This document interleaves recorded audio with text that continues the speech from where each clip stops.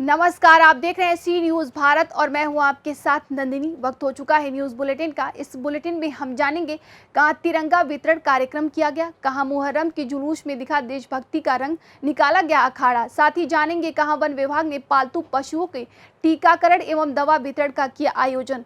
आइए इन तमाम खबरों पर करते हैं विस्तार से चर्चा। गुरना मनकापुर स्थित ग्राम पंचायत अमघटी में मुहर्रम त्योहार को बड़े ही धूमधाम के साथ मनाया जा रहा है, जिसमें शांति व्यवस्था का खास ध्यान रखा गया।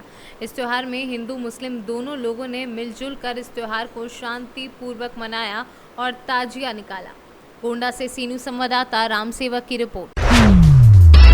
ग्वालियर नगर निगम आयुक्त किशोर कन्याल की प्रोफाइल पिक्चर इस्तेमाल कर एक साइबर अपराधी ने नगर निगम के सिटी प्लानर और नोडल अधिकारी सहित अन्य अधिकारियों को मैसेज कर अमेजॉन गिफ्ट कार्ड की मांग की। जब इन अधिकारियों के पास मोबाइल नंबर दूसरे से निगमायुक्त के नाम पर मैसेज कर मांग की गई तो अधिकारियों को शक हुआ और उन्होंने निगमायुक्त को पूरे मामले की जानकारी दी। बाद में निगमायुक्त भी जांच पड़ताल पर शिकायत को सही पाया गया। उन्होंने तुरंत इस मामले में ग्वालियर एसएसपी से बात करते हुए साइबर सेल से मामले की शिकायत की है, जिसके बाद साइबर सेल ने जब इस नंबर की लोकेशन तलाशी तो ये नंबर उत्तर प्रदेश के जौनपुर के रहने वाले व्यक्ति का मिला, जो कि नंबर अभी बंद आ रहा है।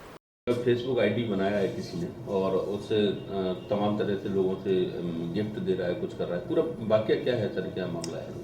कल मेरे संज्ञान में पॉइंट आया था। हमारे किसी साथी ने मुझे कॉल किया कि सर आपके नाम से व्हाट्सएप पे ऐसे मैसेज भी कर रहा है, एक को कॉरेस्पोंडेंस कर रहा है और कह रहा है कि सर अमेज़न पे आप गिफ्ट लेने के लिए हमें पैसे दे दो। तो फिर जैसे ही आया तो हमने फिर एसपी साहब से बात की और साइबर सेल पे इसकी कंप्लेंट लॉन्च कर दी है। तो उन्होंने फिर पता लगाया इमीडिएटली कोई व्यक्ति जौनपुर का है, उत्तर प्रदेश का, जिसकी जो सिम यूज़ कर रहा है वो अपनी सिम यूज़ कर रहा है और फ़ोटो मेरी लगा रहा है। और जैसे मेरी फेसबुक में भी है, उन्होंने क्या किया है कि उसने अपनी नंबर पर मेरा फ़ोटो लगा रखा है, नाम मेरा यूज़ कर रहा है। तो फिर मैंने तत्काल ही अपने मीडिया के माध्यम से सबको सूचित भी कर दिया है। अपने फेसबुक को भी मैंने सूचित किया। मैंने जो व्हाट्सएप है उसकी स्टेटस भी मैंने डाल दिया कि ऐसा कोई फ्रॉड व्यक्ति है तो कोई इससे संपर्क ना करे तो ब्लॉक कर दे उसको और उसकी जहाँ से बनाए। इस कानूनी तौर पर क्या कर रहे हैं इसको लेकर? ऑलरेडी हम लोग इसमें एफ करा रहा हूँ मैं उसके अगेंस्ट में, पुलिस में मतलब साइबर उसमें कंप्लेंट करा रहा हूँ। आज कंप्लेंट हो गई। किसी से और कुछ तो नहीं हुआ अभी तक? किसी से कोई चीज़ नहीं, अभी तक मेरे को जहाँ तक जिसने भी के पास भी उसने कॉरेस्पोंडेंस करने की कोशिश की उन्होंने मुझसे कंफर्म किया है इनफैक्ट। तो चूँकि वो सब मुझे जानते थे तो उनको सरप्राइज़ लगा, तो इसलिए फिर पुलिस से भी बात हुई है तो कंप्लेंट लॉन्च करके उसके खिलाफ कार्रवाई करके गिरफ्तारी का भी प्रयास करेगी पुलिस। क्या कहना चाहिए लोगों से जो इस टाइप के साइबर के जो क्राइम्स होते हैं उसको दूर रहना चाहिए। नौजवान या जो भी व्यक्ति इस टाइप का काम कर रहा है वो बहुत गलत काम कर रहा है। किसी भी व्यक्ति का ऐसे फ्रॉड केस बनाकर आप कोई अपने फ़ायदे के लिए इस्तेमाल करेंगे, ये एक समाज के लिए भी आप गलत मैसेज दे रहे हैं, देश पे भी गलत मैसेज दे रहे हैं और किसी अधिकारी के बारे में भी आप ऐसी गलत मैसेज दे रहे हैं, तो ये दुर्भाग्यपूर्ण है। ऐसी चीज़ों से अवॉइड करना चाहिए। और मैं अपने सभी लोगों को ये कहना चाहूँगी, इस प्रकार की कोई केसेस यदि आपके संज्ञान में भी आते हैं या आपके साथ कोई ऐसी घटना घटती है तो आप भी तत्काल साइबर सेल में कंप्लेन लॉन्च कराएं। ग्वालियर से सी न्यूज़ संवाददाता योगेश बिसारिया की रिपोर्ट। आज अंतर्राष्ट्रीय मानवाधिकार रक्षा संगठन एवं बुंदेलखंड कुर्मी क्षत्रिय कल्याण समिति के संयुक्त तत्वाधान में सिद्धेश्वर नगर ITI ward number 31 under bridge के पास से लेकर गुरु हरिकृष्ण डिग्री कॉलेज तक तिरंगा वितरण कार्यक्रम किया गया एवं तिरंगा यात्रा निकाली गई, जिसमें सिद्धेश्वर नगर वासियों ने व संगठन के सभी पदाधिकारियों ने बढ़ चढ़ कर हिस्सा लिया और पूरे जोश के साथ भारत माता की जय, वंदे मातरम, विजय विश्व तिरंगा प्यारा, झंडा ऊंचा रहे हमारा के गगनभेदी नारों के साथ पूरे मार्केट में भ्रमण किया। तिरंगा यात्रा कार्यक्रम को लेकर के यात्रा में शामिल लोगों का उत्साह काबिले तारीफ देखने लायक था। वहीं अंतर्राष्ट्रीय मानवाधिकार संगठन के प्रदेश अध्यक्ष डॉक्टर BK निरंजन ने इस तिरंगा वितरण और तिरंगा यात्रा पर अपने संबोधन में लोगों को बताया कि भारतवर्ष अपनी आज़ादी के 75 वर्ष मना रहा है, तो आज़ादी के अमृत महोत्सव के उपलक्ष्य पर जो पूरे देश में हर घर तिरंगा का कार्यक्रम रखा गया है, उसी को लेकर के संगठन ने अपनी भूमिका निभाई है। आज हम लोग अंतर्राष्ट्रीय मानव अधिकार रक्षा संगठन एवं बुंदेलखंड कुर्मी क्षत्रिय कल्याण समिति और समस्त सिद्धेश्वर नगर वासियों के सहयोग से आज़ादी के 75वें वर्ष में आज़ादी महोत्सव के अवसर पर तिरंगा वितरण का कार्यक्रम हम लोगों ने यहाँ सिद्धेश्वर नगर ITI वार्ड नंबर 31 में रखा है। और इस अवसर पर हम लोग घर घर जो तिरंगा गवर्नमेंट की जो योजना चल रही है, घर घर तिरंगा पहुँचाने का काम कर रहे हैं। साथ ही लोगों को अवेयर कर रहे हैं, जागरूक कर रहे हैं तिरंगा के प्रति। तिरंगा का अपमान ना होने पाए, तिरंगा को स्वाभिमान की तरह लहराते रहें। तिरंगा को कहीं हमें नीचे या पैरों में नहीं डालना है, कहीं भी तिरंगे को गंदा नहीं करना है। अपने घर पे शान से तिरंगा को लहराना है, ये हमारा उद्देश्य है। हम लोग इसी उद्देश्य को लेकर के आज यहाँ सिद्धेश्वर नगर ITI में सभी लोगों के साथ इस यात्रा का भ्रमण कर रहे हैं। और जितना भी यहाँ जो मार्केट है, इसमें हम लोग घर घर जा कर के एक एक तिरंगा का वितरण करेंगे। धन्यवाद। Bureau report C news. लेसीगंज मुख्यालय समेत ग्रामीण क्षेत्रों में मुहर्रम की 10वीं को हसन हुसैन के शहादत दिवस पर जगह जगह ताजिया निशान के साथ अखाड़ा निकाला गया। बाद में सभी का करबला पर पहलाम किया गया। अखाड़ा में युवकों ने विभिन्न पारंपरिक अस्त्र शस्त्र से लैस होकर करतब दिखाए। इसे देखने के लिए बड़ी संख्या में लोगों की भीड़ लगी रही। लेसीगंज के बड़ी इमामबाड़े में 100 वर्षों से मन्नतों वाले 50 निशान चढ़ाकर फातिहा पढ़ा गया। इसके पूर्व 7वीं को पैकर निकाला गया, जो विभिन्न इमामबाड़ों से घूमकर मूलस टैंक स्थित करबला पहुंचा। पलामू से सी न्यूज़ संवाददाता अवध किशोर राय की रिपोर्ट। जनपद लखीमपुर खीरी में 9 अगस्त को संपूर्ण नगर रेंज में उत्तर खीरी वन विभाग buffer zone Dudhwa tiger reserve Lakhimpur Kheri के सौजन्य से ग्राम माननगर मिर्चियों में पालतू पशुओं के टीकाकरण एवं दवा वितरण का कार्यक्रम आयोजित किया गया। पशु टीकाकरण कार्यक्रम में माननगर एवं मिर्चिया के 55 ग्रामवासियों के 280 पशुओं के गाय, भैंस, बकरी, पड्डी को टीकाकरण एवं दवा वितरित किया गया। पशु टीकाकरण एवं दवा वितरण कार्यक्रम में प्रभारी क्षेत्रीय वन अधिकारी संपूर्ण नगर शिव बाबू सरूज, वन दरोगा रमेश बाबू, वन रक्षक शमशेर सिंह, ग्राम प्रधान मिर्चिया कुलदीप सिंह व अन्य लोग उपस्थित रहे। लखीमपुर से सी न्यूज़ संवाददाता दिलीप कुमार जायसवाल की रिपोर्ट। आजमगढ़ थाना जहानागंज क्षेत्र के बाजार कस्बे में आज हिंदू मुस्लिम सहयोग से शासन प्रशासन के चुस्त दुरुस्त व्यवस्था में ताजिया जुलूस सकुशल संपन्न हुआ। मौके पर क्षेत्र के तमाम हिंदू मुस्लिम संगठनों के सम्मानित व्यक्ति मौजूद रहे। आजमगढ़ से सी न्यूज़ संवाददाता राजू प्रसाद शास्त्री की रिपोर्ट। विश्व आदिवासी दिवस के मौके पर सफेद धोती, सफेद कुर्ता और सिर पर आदिवासी साफा, हाथ में तिरंगा झंडा लिए डीजे पर बाजे झूमते हुए भव्य रैली निकाली। आदिवासी युवक युवतियों से लेकर बच्चों ने अपनी सामाजिक वेशभूषा में डांस करते हुए इस भव्य रैली में शामिल हुए। बैतूल से सी न्यूज़ संवाददाता सुमित महात्कर की रिपोर्ट। बिजनौर जिला जेल में प्रदेश सरकार द्वारा चलाई जा रही एक जनपद एक उत्पाद योजना के अंतर्गत 10 दिवसीय कौशल अभिवृद्धि प्रशिक्षण कार्यक्रम के तहत जेल में कार्यक्रम का आयोजन किया गया। जेल में बंद बंदियों को काष्ठ कला, जैविक खेती व अन्य चीज़ों के बारे में विस्तार से बताया गया, ताकि जेल से रिहा होने के बाद कोई भी बंदी सामाजिक कार्यों से जुड़कर अपराध के रास्ते से हटकर समाज में जुड़ सके और आगे का अपना जीवन यापन कर सके। जी मैम, ये जो आज जेल में प्रोग्राम किया गया है, ये क्या है प्रोग्राम? देखिए, जो कारागार है उसको अब हमारा कारागार प्रशासन सुधार गृह की तरफ डेवलप करना चाह रहा है। तो उसी क्रम में जो है जिला कारागार बिजनौर में हमने बंदियों के प्रशिक्षण की शुरुआत करी है। ये यहाँ पे 3 किस्म के प्रशिक्षण को हमने आज से शुरू कर दिया है। एक है वन डिस्ट्रिक्ट वन प्रोडक्ट के अंदर जो उत्तर प्रदेश सरकार ने चला रखा है, उसके तहत जिला कारागार बिजनौर में काष्ठ कला को लेकर के हम प्रशिक्षण दिलवा रहे हैं, जिसमें 25 बंदी 10 दिन का प्रशिक्षण ग्रहण करेंगे, काष्ठ कला के ऊपर करेंगे और एक प्रशिक्षित होने के बाद उनके उत्पादों को हम बाजार तक पहुंचाने के लिए भी प्रयत्नशील रहेंगे। दूसरा जो हमने प्रशिक्षण शुरू किया है वो है जैविक खेती का प्रशिक्षण। हमारी सरकार इस समय जो है जैविक खेती की तरफ भी बहुत ध्यान दे रही है। केमिकल से हट करके जो अभी प्रचलन की तरफ हम बढ़ रहे हैं, उसी क्रम में कारागार के बंदियों द्वारा भी मैं जैविक खेती का प्रशिक्षण दिलाना चाह रही हूँ। इसमें भी 25 बंदी जो है वो 5 दिन का प्रशिक्षण पाएंगे। और तीसरा जो हमने प्रशिक्षण शुरू किया है वो एक नया किस्म का प्रशिक्षण है जो कारागार में कम ही दिखता है। तो इसमें हम मशरूम का खेती की प्रशिक्षण करा रहे हैं। इसमें भी जो है 25 बंदियों को 5 दिनों का प्रशिक्षण दिया जाएगा, ताकि वो मशरूम की किस तरह से खेती होती है उसको कर ले।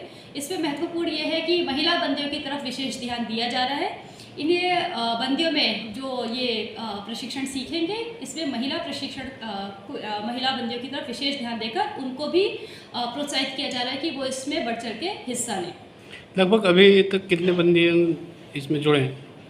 अभी देखिए 25 बंदी, मैंने कहा जिस तरह से ODOP में कास्ट कला को लेकर है, तो 25 बंदी हमारे उसमें जुड़ चुके हैं। 25 बंदी हमारे जैविक खेती के प्रशिक्षण में जुड़ चुके हैं और 25 बंदी जो है वो हमारे मशरूम की खेती में भी जुड़ चुके हैं।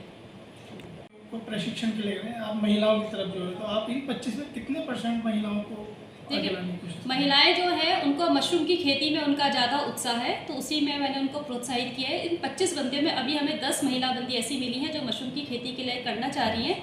हम आगे इसको, बाकी महिलाएं भी इसको सीखें, तो हम उसके लिए प्रयत्नशील रहें। ये 10 महिला बंदी जैसे इस काम को सीख जाएंगी, ये भी अपने जो उनके साथ की जो महिलाएं हैं उनको बताएंगी, इसके गुण को समझाएंगी, तो वो आगे बढ़ेंगी। तो ये प्रशिक्षण हमारा आगे भी, जिस तरह से हमारे पास बंदी आकर बताएंगे, हम इस प्रशिक्षण को आगे भी बढ़ाएंगे।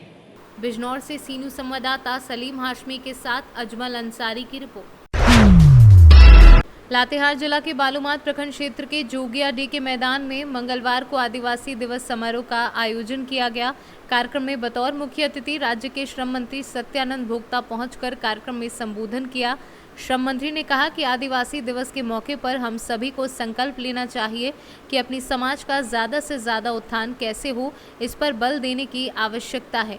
झारखंड सरकार आदिवासी समुदाय के लिए कई विशेष कार्यक्रम चला रही है, समाज के लोग इसका लाभ लें। और उन्होंने कहा कि आदिवासी समाज अपने धरोहर को बनाए रखे और पूर्वजों के सांस्कृतिक को ना भूले। जिला को घोषित किया गया है सुखाड़ क्षेत्र, लातेहार जिला क्यों नहीं संभावित में रखा गया?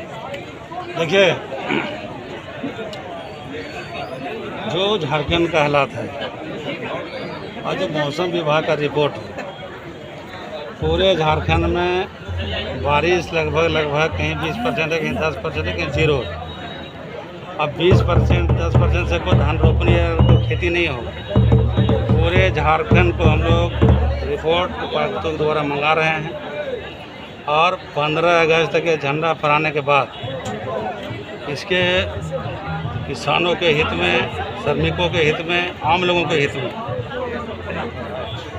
कौन कौन सी योजनाएं चलाया जाए तो सबको लाभ मिले, और जिनका फसल लग गया है, छोटा मोटा पानी हुआ लगा दिया और नुकसान हो गया, तो उसको कैसे राहत दिया जाए। इन सभी बिंदुओं पर हम लोग चर्चा किए हैं। और लातेहार नहीं, जब सुखाड़ घोषित होगा तो लातेहार जिला 1 नंबर पर रहेगा, क्योंकि लातेहार चतरा हम लोग एक पार्लियामेंट के रहने वाले हैं जी। ये झारखंड में जब सुखाड़ घोषणा हुआ तो पूरे जिला में होगा। हम देखे थे व्हाट्सएप में कि भारत सरकार ने कोई जिला की सुखाड़ घोषणा किया, लेकिन व्हाट्सएप में हुआ था, कोई विधिवत चिट्ठी नहीं था, कुछ लोग फर्जी चलाते रहते। इसलिए झारखंड में जो भी नीति होगा, राज्य के हित में होगा, किसानों के हित में होगा, श्रमिकों के हित में होगा और सभी के हित में। अभी जो आप द्वारा बताया गया कि कोई भी प्रोग्राम हो या कोई भी फैक्ट्री हो, कुलियरी हो, किसी भी तरह का, वहाँ 75% मजदूर स्थानीय काम करेगा। लेकिन बालूमाथ प्रखंड क्षेत्र में चमातू, तितरिया खाड़ वगैरह कई भी ऐसे फैक्ट्री कोलवरी है जहाँ एक भी मजदूर काम नहीं कर रहा है। इस कोलवरी में क्या है कि किसी को जमीन हिसाब हो गया तो मुआवजा आपको मिला, नौकरी आपको मिला, ठीक है।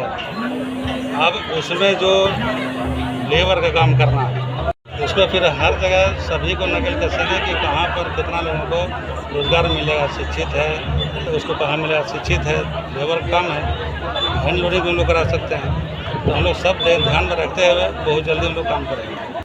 बालूमाथ से सीनियर संवाददाता मोहम्मद अरबाज की रिपोर्ट। प्रयागराज में जहाँ जेवनिया चौकी के अंतर्गत औता महावीर में बुढ़वा मेला आज हनुमान जी की विधि विधान से पूजा अर्चना की।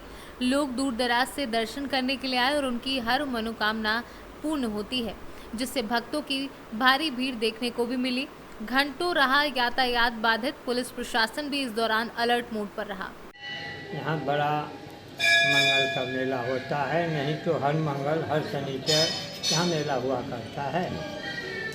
इनका इतिहास में ऐसा आया है कि ये जंगल था, यहाँ जंगल में कोई यहाँ रहता नहीं था। लोग चरवाहे जो पशु चराते थे, भैंस गाय, वो लोग रहते थे। जिनका एक भैंसा था जो एक गड्ढा में आकर के कीचड़ में लेट करके जाता था। चरवाहे लोग के मन में होता था कि भाई हम लोग को पानी नहीं मिलता है, ये कहाँ से कीचड़ करके आ जाता है। तो उसके पूँछ में पुआल जो धान का पियरा होता है वो बांध दिया, और जब भैंसा उसमें लेट के निकला तो गिरता गया। उसी सहारे चरवाहे लोग रास्ते से आकर के फिर धीरे धीरे रास्ता बनाया, उसमें आकर के भैंस को बैठाना शुरू किया। भैंसी का एक स्वभाव होता है, आपने देखा होगा, जो ऐसे कभी कभी कलथा मारता जी, तो कलथा मारता उसी समय वो मूर्ति दिखाई, तो किसी ने उठा करके पेड़ में ठंगा दिया। एक ढेरा का पेड़ था यहाँ, जिसमें ऐसे मतलब जो कि अभी भी भगवान वैसे हैं। अच्छा, बुढ़वा मंगल क्यों मनाया जाता है? बुढ़वा मंगल साल में एक बार मनाया जाता है। हर साल ये पूर्णिमा का नज़दीक जो मंगल पड़ता है, चाहे वो सावन में हो या कभी भादों। कितने वर्षों से लग रहा है गुरुजी बुढ़वा मंगल मेला? इसको तो कहना मुश्किल है, क्योंकि यह गांव औता बसा नहीं था, तब से हनुमान जी हैं। अब कहा जाता है कि इसी मंदिर के पास में एक तालाब है, हाँ। उस तालाब में बहुत ज़्यादा केचुआ पाए जाते हैं। इसमें तो बहुत से ज़्यादा केचुआ था, 2-4 साल से सूख गया है तो कम हो गया है। अभी भी है, 100-200 केचुआ है अभी, नहीं तो 1000-2000 था। आपको शुभ नाम गुरुजी? हम इसको रोज डेली खिलाया करते थे। सबको नाम था गोपाल, भुआरा, कलुआ, ये सब नाम रखा गया। आपका परिचय? मेरा परिचय, मेरा नाम राम निरंजन दास है। मैं काशी से आया हूँ और यहाँ लगभग 50 साल के लगभग से तो यहाँ आया हूँ। धन्यवाद। प्रयागराज से सीनू संवाददाता बुद्धसेन वर्मा की रिपोर्ट। 33वीं क्षेत्रीय वॉलीबॉल एवं कुश्ती प्रतियोगिता 2022 का गरिमामयी शुभारंभ सरस्वती शिशु मंदिर उच्चतर माध्यमिक विद्यालय औरंगाबाद, जिससे टूर्नामेंट के आयोजक विद्या भारती उत्तर पूर्व क्षेत्र के द्वारा संचालित हुई। कार्यक्रम के मुख्य अतिथि औरंगाबाद के सांसद सुशील कुमार सिंह ने उद्घाटन किया और साथ ही उन्होंने बताया कि खेल से खिलाड़ी शारीरिक तौर पर मजबूत, स्वस्थ और एक मजबूत समाज का निर्माण करता है। साथ ही उन्होंने सभी से निवेदन किया कि आज़ादी के अमृत महोत्सव के अवसर पर देश की गरिमा बढ़ाने के लिए सभी को तो तिरंगा अपनी डीपी में लगाना है और अपने अपने घरों में लगाकर सभी को प्रेरित करना है। उसके पश्चात झारखंड एवं बिहार से अंडर 17 और 19 वर्ग का कुश्ती और वॉलीबॉल प्रतियोगिता प्रारंभ हुई। कार्यक्रम में इस अवसर पर अधिकारियों, पत्रकारों, खेल प्रेमियों तथा समाज सेवियों को अंग वस्त्र देकर सम्मानित किया गया। इसका सर्वांगीण विकास होता है और जो भी बच्चे होंगे वो काफ़ी सामाजिक संस्कारित जो भी है उससे लैस होंगे। धन्यवाद। हमारे साथ सालवी सिन्हा जी हैं जो यहाँ नेशनल खिलाड़ी हैं, तो आइए जरा इनसे बात कर लेते हैं कि यहाँ औरंगाबाद में जो सरस्वती शिशु मंदिर के प्रांगण में जो एक खेल हो रहा है विद्या भारती के द्वारा, तो आखिर ये जो खिलाड़ी इतना जुटे हुए हैं झारखंड और बिहार से, कैसा लग रहा है? बहुत अच्छा लग रहा है, बच्चों को खेलते हुए देखने बहुत अच्छा लग रहा है। ये देश का भविष्य है एक तरह से। खिलाड़ी यहीं से खेलते खेलते आगे जाते हैं, यहाँ से नेशनल पे जाएंगे, नेशनल से इंटरनेशनल जाएंगे। तो हम लोगों को बढ़ावा देना चाहिए बच्चों को खेलने के लिए। और यहाँ पे जो मैचेस हो रही है, 33वीं क्षेत्रीय वॉलीबॉल प्रतिस्पर्धा है, विद्या भारती के अंतर्गत ये आता है। और यहाँ पे सारे रेफरी हैं, सारे कोई बाइजनेस नहीं है, बहुत ईमानदारी पूर्वक सारे डिसीजन दिए जाएंगे और अच्छे से खेल खेले जाएंगे। महिला और पुरुष वर्ग दोनों का यहाँ जो खेल हो रहा है तो उसको कैसे देखते हैं? महिला वर्ग और पुरुष वर्ग दोनों का तो गेम सही है, लेकिन बस नेट का ऊपर नीचे थोड़ा सा, पुरुष में जो नेट की हाइट होती है वो ऊंची होती है और जो महिला में होती है वो थोड़ी नीचे। बाकी सारे जो नियम है सारे सेम ही है दोनों में। यानी आज झारखंड और बिहार से निकल करके इतनी सारी महिलाएं भी इसमें शिरकत कर रही है, इस पर कैसा लग रहा है? बहुत अच्छा लगता है। लड़कियों को जब आगे देखती हूँ तो मुझे अपना बचपन दिखता है। मैं भी 7th क्लास से खेलना स्टार्ट की थी, कैसे छोटे से जगह से उठ के मैं नेशनल तक गई। और आज मैं फिजिकल एजुकेशन टीचर हूँ, एज ए कोच आई हूँ राजकमल सरस्वती विद्या मंदिर धनबाद की तरफ से। तो बहुत अच्छा लगता है लड़कियों को देखने, खेलते हुए देखने का। लड़कियों क्या संदेश देना चाहेंगे सारी खिलाड़ियों को? बस सारे खिलाड़ियों को यही संदेश देना, हमेशा डिसिप्लिन रहिए और खेलोगे कूदोगे होगे नवाब यही एक स्लोगन है। और अच्छे से खेलिए, नियम से खेलिए, नियम के तहत जाके खेलिए, किसी तरह का इनडिसिप्लिन मत कीजिए, क्योंकि खिलाड़ी का सबसे पहला जो रूल है वो है डिसिप्लिन होना। अगर वो अनुशासित है तो बहुत अच्छा खिलाड़ी है, बहुत अच्छा खिलाड़ी बन भी सकता है। अगर वो अनुशासनहीन है तो कभी वो एक अच्छा प्लेयर नहीं बन सकता। चलिए, ये थी हमारे साथ सालवी सिन्हा जी, जो साफ साफ बता रही थी कि जो बिल्कुल डिसिप्लिन में खेल होगा और इसमें लड़कियों को इतना ज़्यादा भाग लेना काफ़ी अच्छा लगता है और इस तरीक़ा का जो चीज़ से जो है एक संस्कार। नमस्कार, स्वागत है, आप देख रहे हैं सी न्यूज़ भारत और मैं हूं रमाकांत सिंह। तो औरंगाबाद जिले बिहार में 33वीं क्षेत्रीय वॉलीबॉल एवं कुश्ती प्रतियोगिता 2022 का शुभारंभ आज विद्या भारती उत्तर पूर्व क्षेत्र जो आयोजक है उसके द्वारा सरस्वती शिशु मंदिर उच्चतर माध्यमिक विद्यालय औरंगाबाद में आज इसका शुभारंभ हो रहा है। चूँकि ये 2 दिनों तक चलने वाली प्रतियोगिता है, इसमें कुश्ती और वॉलीबॉल का जो खेल है वो खेला जाएगा अंडर 17, अंडर 19 वर्ग के, जिसमें अभी हमारे साथ हैं अशोक चौधरी जो विद्या भारती के खेल संयोजक हैं इस खेल के। तो ज़रा इनसे आइए जानते हैं कि ये जो खेल आयोजन जो हो रहा है क्या लगता है, कैसा है? ये 2 दिवसीय प्रतियोगिता आयोजित है औरंगाबाद में और इसमें सरस्वती विद्या मंदिर में पढ़ने वाले जितने भी भैया बहन हैं उन सब की सहभागिता हो रही है। और इस प्रतियोगिता में जो टीमें विजेता होंगी वो हमारे विद्या भारती का प्रतिनिधित्व करने के लिए आगामी प्रतियोगिता राष्ट्रीय स्तर की प्रतियोगिता में भाग लेंगी। क्या लगता है इस तरीक़ा का जो प्रतियोगिता है वो लगातार होते रहना चाहिए? इस प्रकार की प्रतियोगिता नित्य होती रहनी चाहिए, क्योंकि बच्चों के शारीरिक और मानसिक विकास के लिए खेलकूद अति आवश्यक है। अगर हम पढ़ाई के क्षेत्र में बच्चों को देखते हैं तो स्वस्थ शरीर में स्वस्थ मन का निवास होता है, तो हमारा माइंड तभी स्वस्थ होगा जब हमारा शरीर स्वस्थ होगा। इसलिए इस प्रकार की प्रतियोगिता का होना अति आवश्यक है और इसी को ध्यान में रख करके विद्या भारती खेलकूद प्रतियोगिता का आयोजन प्रत्येक वर्ष करते चली आ रही है। चूँकि आप खेल संयोजक भी हैं तो इस खेल में कितनी ईमानदारी बरती जाएगी? बिल्कुल, हम ऐसा कह सकते हैं कि अगर प्रतिशत में बात करें तो 100% जो है वो ईमानदारी पूर्वक हमारे कार्यक्रम में भैया बहन भाग लेते हैं। और जैसा कि अन्य खेलों में हमें देखने को मिलता है तो इस प्रकार की संभावना नगण्य होती है। भैया जिस वर्ग के हैं वास्तविक रूप से जिनका उम्र जिस वर्ग के लायक है उसी वर्ग में भैया बहन भाग लेते हैं, इसलिए यहाँ पर किसी भी प्रकार की गड़बड़ी की कोई भी संभावना होना नगण्य माना गया है। झारखंड और बिहार दोनों से यहाँ खेल खिलाड़ी अपना कौशल दिखाएंगे, तो क्या संदेश देना चाहेंगे खिलाड़ियों को? विद्या भारती संपूर्ण राष्ट्र को 8 क्षेत्रों में विभक्त की है, जिसमें कि हम लोग उत्तर पूर्व क्षेत्र में आते हैं विद्या भारती के दृष्टिकोण से। और इस उत्तर पूर्व क्षेत्र में बिहार और झारखंड ये 2 राज्य के भैया बहन खेलकूद में भाग लेते हैं। चलिए, ये थे हमारे साथ आलोक चौधरी जी जो विद्या भारती खेल संयोजक हैं इस खेल के।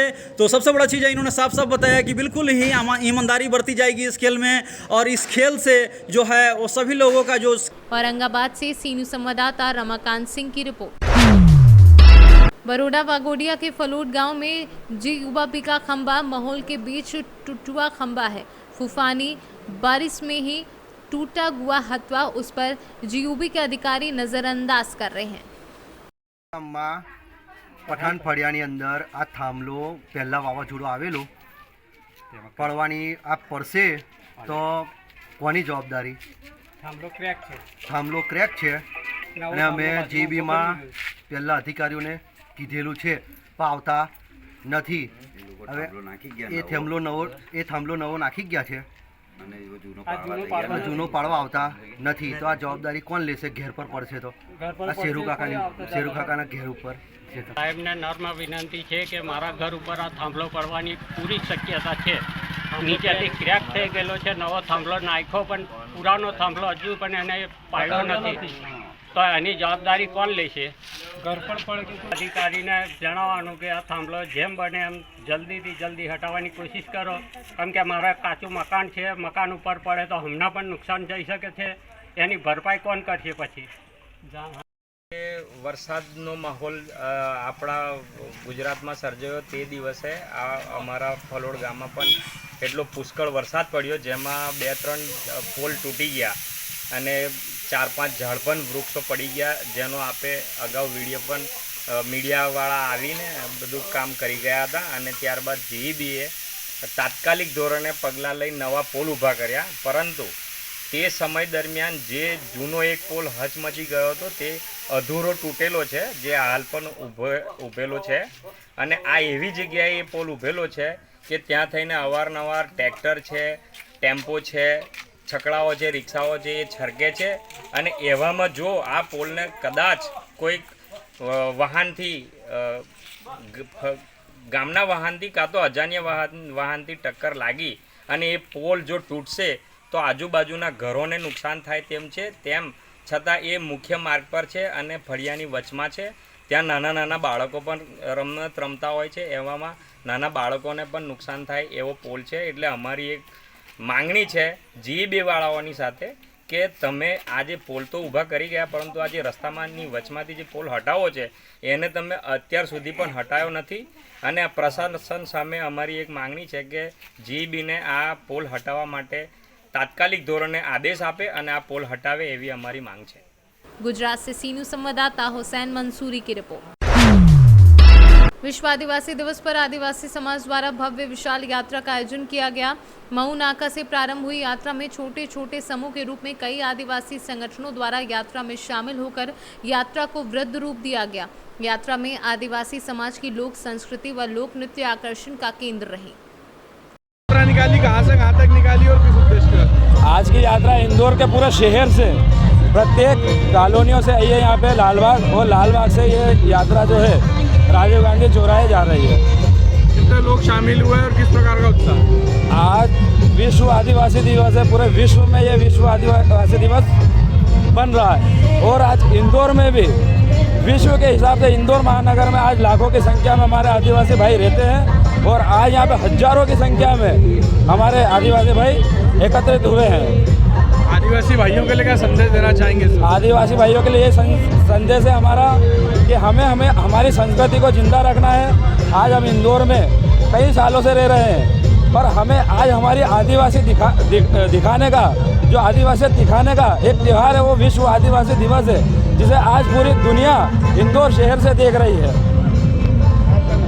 मेरा नाम अजय रावत है, आदिवासी सामाजिक कार्यकर्ता। आदिवासी दिवस है, किस प्रकार से उत्साह है समाज में? विश्व आदिवासी दिवस संयुक्त राष्ट्र संघ के द्वारा घोषित है ये, और ये आदिवासियों के विस्थापन और कई तरह की जो परेशानी और समस्याएं झेल रहे हैं आदिवासी समाज, उसके निराकरण के लिए आदिवासी समाज इकट्ठा होकर चिंतन मनन करे और इसको अपने समाज के लिए क्या करे, एक अवसर के रूप में इसको किया है। और इसमें पूरे भारत ही नहीं, पूरे विश्व के आदिवासी इसमें शामिल होते हैं। हर जगह ये आयोजन हो रहा है, और इसी कड़ी में इंदौर में भी एक भव्य आयोजन हो रहा है। ये भारत का अपने स्तर का बहुत ही भव्य आयोजन है।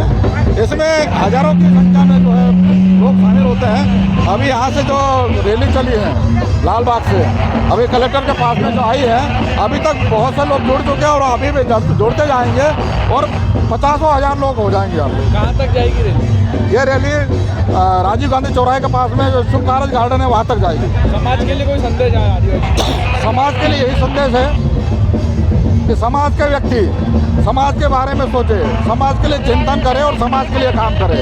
वो कहीं भी हो, किसी भी पद पे हो या किसी भी स्थिति में हो, अपनी जो भी स्टेटस हो, वो समाज के लिए काम करे।